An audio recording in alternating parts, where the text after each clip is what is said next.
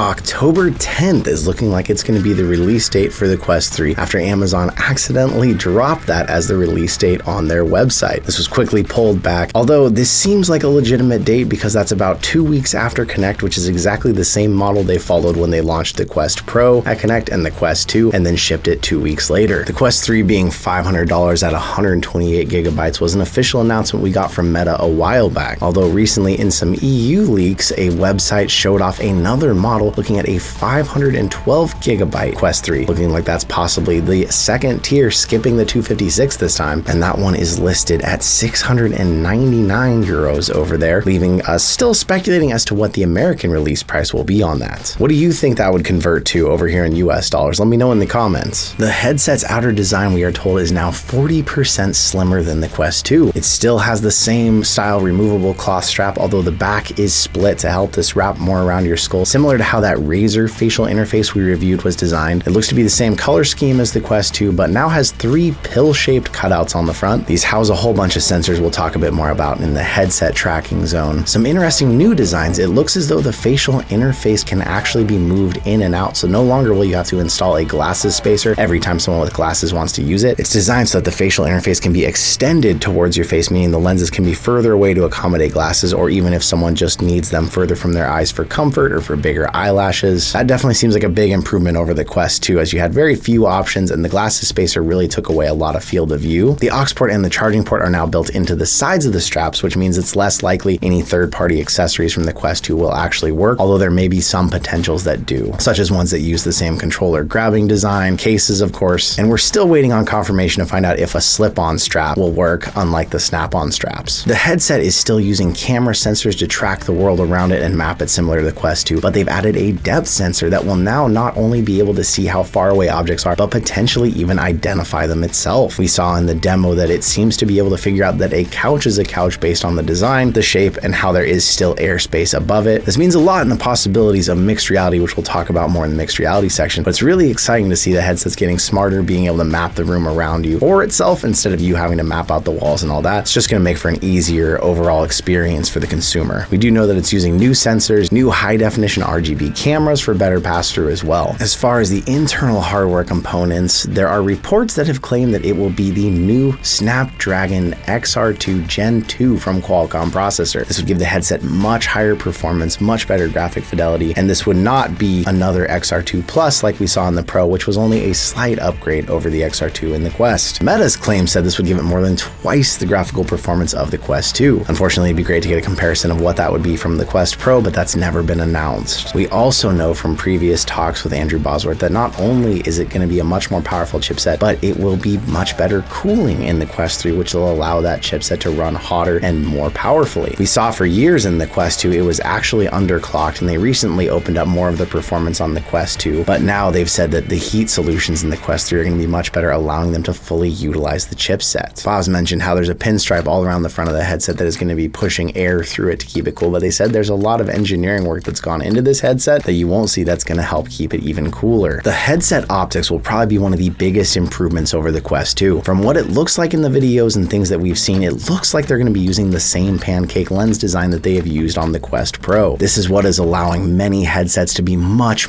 thinner, allows them to have actually higher graphical fidelity because smaller screens, even with the same amount of pixels, are coming through better on pancake lenses. They don't have to be big screens. It's kind of the difference between having a 55-inch 4K TV or a 100-inch 4K TV, where those pixels are spread over the same size. It's not going to look quite as sharp on the 100-inch, surprisingly. This means some really great possible optical capability, and they're bringing back the IPD slider. Instead of having to take the headset off and move the lenses manually, there will actually be a dial that you can move the IPD back and forth on. We can thank Best Buy for accidentally giving us the potential paper resolution, saying that the Quest 3 is going to have a 2064 by 2208 per eye resolution. This would be a huge improvement if they're using the optics from the Quest Pro, because as we saw with the Quest Pro, it actually had a slightly lower resolution even than the Quest 2, but because of those pancake lenses and those smaller screens, they were much clearer. If that is the proper resolution with the same lenses as the Quest Pro, we should be expecting a very sharp experience. As we saw also with the Quest Pro, we did get a slightly better field of view, although it could be even better because at the closest on the Quest Pro, you couldn't get the lenses real close to your eyes because there was always that distance between the headset and your face, always that space around it, meaning that we could see a slightly better field of view even even with the same lenses as the Quest Pro. The store page also listed a refresh rate of 120 Hz. This may be possible, but we don't know if this is locked in, just like how the Quest 2 originally launched at 72 Hz and is now up to 120. As far as the battery life in the Quest 3, unfortunately, we don't have anything completely official yet, although the CTO Andrew Bosworth did say it'll be about the same as the Quest 2. Although it has not been fully confirmed, it is likely that there will not be face tracking or eye tracking, which were the things that really drained the battery on the Quest Pro. So I would expect that we would see about the same 2 to 3 hour battery life depending on the Quest 3's battery size. The new controllers are called Touch Plus controllers, kind of putting them in between the original Touch of the Quest 2 and lower than the Touch Pro on the Quest Pro. The controllers are one thing we've actually gotten quite a few details about. We've seen full trailers of what they look like. They've ditched out the tracking rings, although we're told they do have a halo of infrared lights on the face of the controllers. We see a battery door with an actual battery push button on it, hopefully meaning that when you play something like Beat Saber and you're gripping hard, these won't slip unless you actually intentionally push that button. Exact same button layout as the Quest 2 and Quest Pro controllers. The controllers don't have any cameras, so it means they aren't doing any sort of internal tracking of their own. They are still tracked by the headset. In the FCC approval documents that they had to have approved before they could start selling these Touch Plus controllers, it does look like they're going to be running on the same 2.4 gigahertz wireless spectrum as the Quest 2 controllers, and they each look like they're going to use a single AA battery, just like the Quest 2, and not be rechargeable like the Quest Pro. Controller tracking is something that people are a little worried about in the Quest 3 and is a bit different than what we've seen. We mentioned they will have the LED lights in the face of them, but they will be in a location that could be hidden by your hands, whether your hand is turned away from the cameras and is hiding those, or whether you have a finger up over some of those infrared lights. It's not going to be able to rely as much on them like it did on the tracking rings of the Quest 2. In an interview, Boz talked about how they're actually getting around this. The Quest 3 looks like it's going to be using a constant hand tracking alongside that controller tracking, and even some AI predictive algorithms to figure out how your hands are moving. Of course, controllers also have their own sensors inside that aren't always reliant on those tracking lights, gyroscopes and such that will tell which way the controller is pitching or turning. So far, we've had very few people be able to give us any hands-on detail, but Jaroslav Beck, a co-founder of Beat Saber, says it does pass the Beat Saber test. Of course, only time will tell, but they have said the Pro controllers are going to work with the Quest 3, so if you want to upgrade to that perfect, flawless tracking that we've seen on the Pro controllers, that is something to consider. CoLocation is an interesting feature we've seen some details about in unreleased game modes, but in mixed reality footage. This means that multiple players using a mixed reality experience could actually map out the environment the same way, so that you could put something down in mixed reality and both people would see that object in the exact same floating space in the same room. This is a big improvement if you've ever tried to play something like Space Pirate Arena, where you have to try and map out your room the same way, and if anything gets slightly off, you risk running into each other. These headsets would actually be tracking each other and the room the exact same way, meaning you wouldn't have to worry about crashing into each other. Of course, mixed reality also makes that easier because you can see the physical person there. It opens up a lot of exciting possibilities that we'll have to touch on a lot in mixed reality. It seems like a big push for the Quest 3 is going to be its mixed reality capabilities, with even better looking mixed reality possibly than the Quest Pro had. Full color, of course, which is a huge step over the Quest 2. So far, the footage we've seen looks like it doesn't have the same distortion or the same issues we've seen on the Quest Pro. Other new features, one is environment relighting, meaning that if there was a bright portal inside of the mixed reality game you're playing, that could actually affect the lighting of the room around it, adding a lot more realism to this. That depth sensor allowing you to anchor points in the room so that it knows if there's a wall, the portal can always stick to that wall and stay exactly where it's mapped. We see in the video, even just mapping out the room, you have a little pet bouncing around, jumping on the furniture as it's being mapped, so it's sensing those depths and locations and interacting with the actual size of objects in the room. We've of course seen other games that are dropping new mixed reality modes, like Demio's mixed reality is now using hand tracking, and of course they haven't announced this is directly meant for something like Quest 3, but it seems like it's clearly going that direction. And we've heard of other developers making different AR modes for their games, meaning likely we will see a big influx of mixed reality type games on the Quest 3. As far as Wi-Fi and connectivity, we saw in the FCC filing reveals Wi-Fi 6E as a potential feature of the Quest 3. With this, we're seeing the 6 gigahertz band, the 5 gigahertz, and even the 2.4 gigahertz all being incorporated into this headset. Interestingly, this also mentioned 5G, which would actually mean cellular data potentials on the Quest 3. Of course, the rest of the details about that coming at Connect, but hopefully that'll be interesting to see. Will this headset be able to be used outside of Wi-Fi, outside of the home? We saw in a leaked unboxing what it looks like the potential retail box will actually look like for the Quest 3, minus the outer shell that usually makes it more pretty and colorful. Looks like the box is going to be far smaller than any Quest headset we've seen so far, due to those controllers not needing any tracking rings, to that headset being being 40% thinner, it looks like a much smaller, much closer to square style box. Cheaper shipping, cheaper headset. It's always a good sign to see that they're saving costs somewhere, especially as we still don't know the final price on the higher tier Quest 3. Accessories. We've seen a whole bevy of first-party Meta accessories get leaked out through those EU websites that accidentally listed them. We're seeing potentials for elite straps with batteries, elite straps without batteries, carrying cases, and of course the charging dock. There's a lot of rumors about this charging dock when there was filings found for it. We had already seen on the Quest 3 that there's 3 dots that look similar to the charging dots we saw on the Quest Pro. At the price of potentially around $120, it looks like this would wirelessly charge your controllers and fully charge your headset in between each play. There was some people who were hoping originally this was going to be included with the headset, but between that unboxing and the fact that we've now seen a price leak, it doesn't seem like this is going to be included. It would just be an addition for people who want to buy it, just like the Anchor dock was originally for the Quest 2. A big question will be, is it set up in such a way that it can work with battery straps as well, especially as Meta's making their own elite battery strap? We'll have to see it connect. Of course, the games. Now, everything points towards the fact that the entire Quest 2 library will be forwards compatible with the Quest 3. Aside from that, of course, Asgard's Wrath 2 is going to be a big title that we're looking at a release on. The Walking Dead Saints and Sinners has said there will be an enhanced version on the Quest 3. Pavlov's Shack is going to run at a higher refresh rate, which is great for a fast-paced first-person shooter. We know that Demio has dropped mixed reality with hand tracking. Drop Dead The Cabin said that they're going to be getting a mixed reality mode for the Quest 3. And some games are even just adding extra mixed reality missions like Aspire 2. And we even saw at this Meta Showcase Broken Edge being used inside of it, although they haven't announced anything official. I'm sure there will be a lot more games announced potentially at Meta Connect, and we're going to get the rest of the details on the headset then. So what are you thinking out there? I know there's a lot of information we've given. There's still a lot we don't know. Are you going to go for the Quest 3 day one? Are you going to just get that 128? Or if that 512 gigabyte is within a few $100s, are you going to stretch to reach for that one, knowing that that could hold a lot of games on it? I can't wait, hopefully, to get my hands on this thing at some point here and tell you a little bit about it, so watch out. I've been personally invited to Meta Connect, so if nothing else, I